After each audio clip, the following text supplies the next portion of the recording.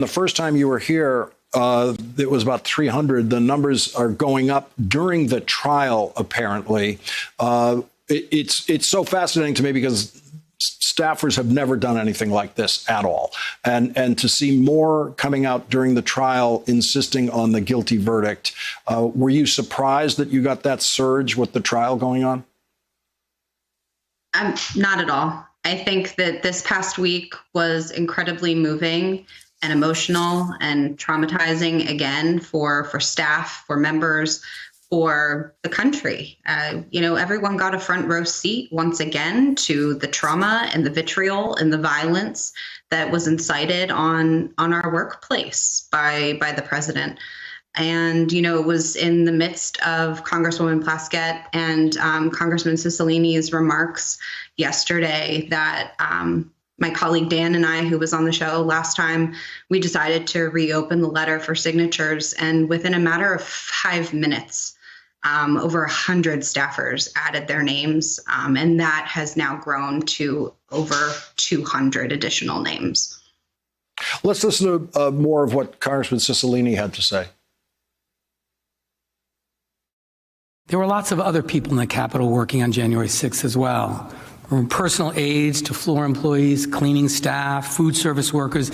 We can't forget all the people that were in harm's way that day. These employees experienced trauma, some coward hiding in places just feet away from where this rabid crowd had assembled.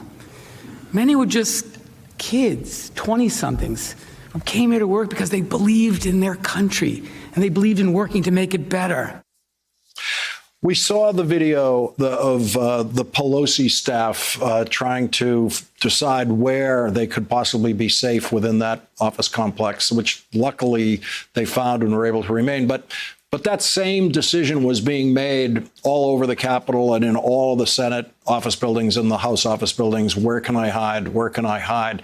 What was it like for people who not only had to find a place to hide, but didn't know how long they'd have to be there or when they could come out?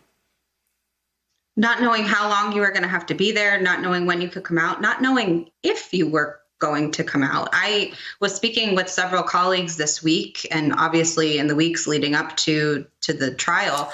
But one conversation this week in particular that has stuck with me is a colleague of mine who works in the Senate, whose mom shared with her that it wasn't until watching the video this week that she said, I never felt as though you were unsafe at work until today. And I think that kind of rings true across the board.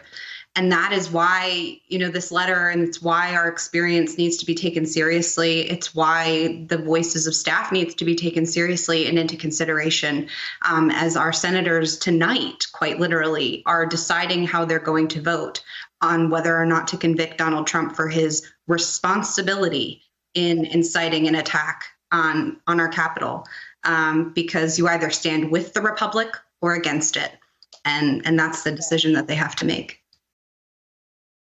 Hey, thanks for watching our YouTube channel. You should know that you can follow today's top stories and breaking news and catch up on your favorite MSNBC shows all in one place.